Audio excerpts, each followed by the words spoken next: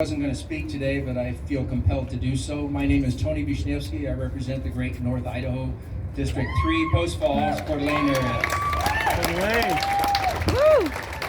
I'm going to just read you one quotation, and I want this to sink into you. There is one means that wins the easiest victory over reason: terror and force. Now, we've been terrorized by the media, the fourth column of the Democrat Party, for about 15 months now. You don't hear anything except those things that frighten most people about COVID. And force, we've seen the president come out and dictate that everyone that works in a company of over 100 employees gets vaccinated. If that isn't force and overreach of force, I don't know what is. Now let me read that quote one more time and I'll tell you when and where it was stated. The one means that wins the easiest victory over reason: terror and force. Adolf Hitler, 1924. Wow. Okay? Wow. Almost 100 years ago, before he became chancellor. He was an agitator way back then. Yep. Now, a lot of people don't know, but my parents lived in Europe during the Great Depression, and they lived under Nazism. My father was in the Polish army. He was captured by the Germans, spent time in a prisoner of war camp. How far are we from that happening here with this force and terror that's being imposed on the This American much. public? This FEMA much. camps. Camps are Keep that in open. mind. Camps are open. Yeah, we just heard that some camps are even being considered open right now. So that's all I had to say. We're not that far away from absolute terror and lock and key. So thank you for listening. Thank you. You know, I think it's all because we're color coordinated today. Now everybody wants to speak. Representative Christensen has a short word to say.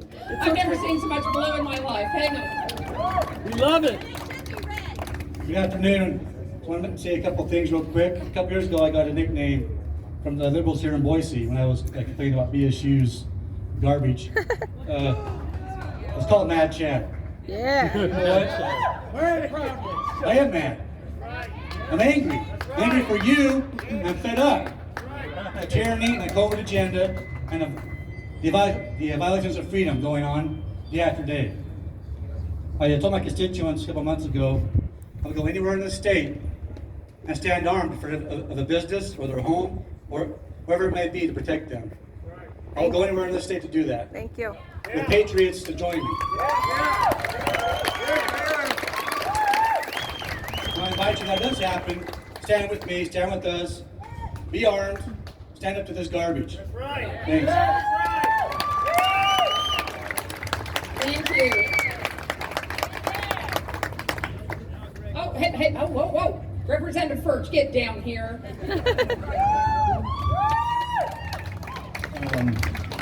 I wasn't planning on saying anything either, but We want to hear from you. you know, I just want to let people know that I'm here to talk for the people behind all the emails that are flooding my email box. I'm here to stand up for the neighbors on my block that literally came to my house this weekend while I was out landscaping, asking me to be here today. Nice. There are people on the other end of my block that work for Micron that have expressed concerns about what's going on.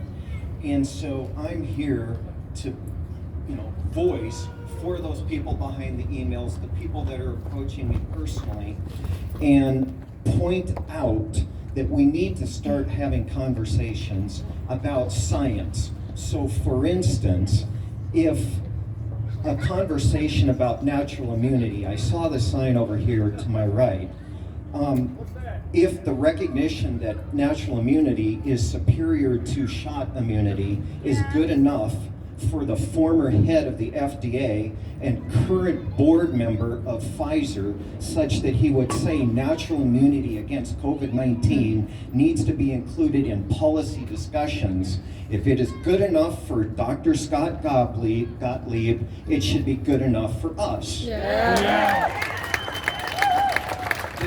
challenge is that can't be rightly included in discussions if we're not discussing.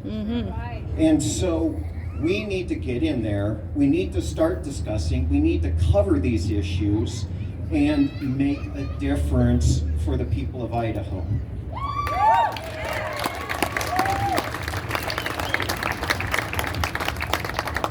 Anybody else? Oh. The man from the north. Yes, Representative Mendock. The other man from the north, Representative Wisniewski is my seatmate. I wasn't going to speak either, and I'm going to be very brief, but it hit me in the middle of the night the other night. I don't sleep well with all things that are going on, so I think about that. And America has been, past tense, conquered by fear. And right now, we're in the process of surrendering our freedom and our liberty. And our founders pledged their lives, their fortunes, and their sacred honor for the cause of freedom and liberty. And I'm afraid we're all going to have to probably do the same. Thank you. Thank you. And we will. Representative Kingsley. I promise I will be quick. I'm Representative Kingsley from District 6. I want to put you guys in a place. I want you to think about this. Flight 93, we all know the one that took out, or that was headed for Washington, D.C. I want to put you put yourself on that plane. You put yourself and you think, would you have stood up and would you have fought Yes, I would. tyranny? Would you Yes, have I would. those terrorists? Straight. That's what you're doing right here, right now. All of us are here, and I believe it's on that same scale that we are working at this. We have got to fight. God bless you all. Thank you. God bless you. Let's roll. We're all a bunch of chatty Cathy's today. Thanks for hanging in there with us. Representative Nate. Thanks. Let the grandstanding continue. Yeah. Yesterday I read the Intolerable Acts. It's amazing that Massachusetts was picked on by King George. Those Intolerable Acts, 3 of the 4 of them were against Massachusetts because Massachusetts had the audacity to oppose and protest the tax. We're not talking, and these were economic sanctions put on Massachusetts. We're not talking about economic sanctions here. We're talking about your bodily autonomy, your freedom to choose for yourself. It's not whether you're pro-vax or anti-vax, it's whether you're pro-freedom or anti-freedom. Now, I know Joe Biden overstepped his bounds last Thursday, but this was put together before that. We were already coming here because Idaho leaders were not acting fast enough. Workers are on the chopping block and we want to work for them. So we want to get this done. But it turned into a constitutional crisis on Thursday, didn't it? Yep. This is another in a long train of abuses we've had to endure. It's an intolerable act put on Idaho. We need to be here and act. Any legislators that you don't see here on the steps, you need to let them know and ask them why they're not standing up for Idaho. A press conference on the other side of the state is not doing it. A few words in an email back to you saying I don't agree with the process is not doing it. Your freedoms are on the line. Let's get them here. Thanks.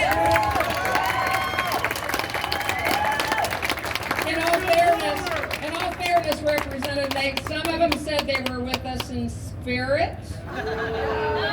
Doesn't work for me. Okay, Lieutenant Governor McGinn, you are on.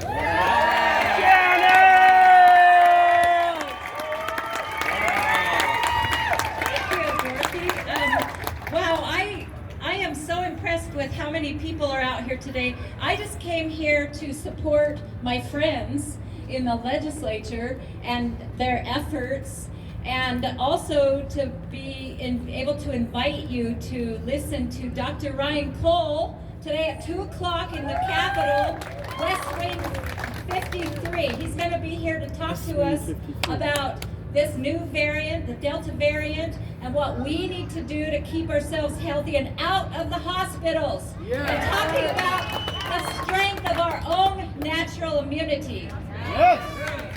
Now, I think that the color of blue is very appropriate today because the color of blue represents liberty. Yeah. And it is not the place. If you want a vaccine, get a vaccine. It's so readily available for you. If you want it, get it. But it is not the place of any business. any governor or any president to dictate to us what we do with our bodies. Thank you. This is all about freedom and liberty. And that is worth fighting for. So thank you to all of you who are here today. Thank you to my friends in the legislature. I stand with you in solidarity and support, and I will make another respectful call to the Speaker of the House to reconvene the House so that they can deal with this and pass the law. And as the President of the Senate, if it comes to a tie vote, you can count on my vote. So thank you for all of it.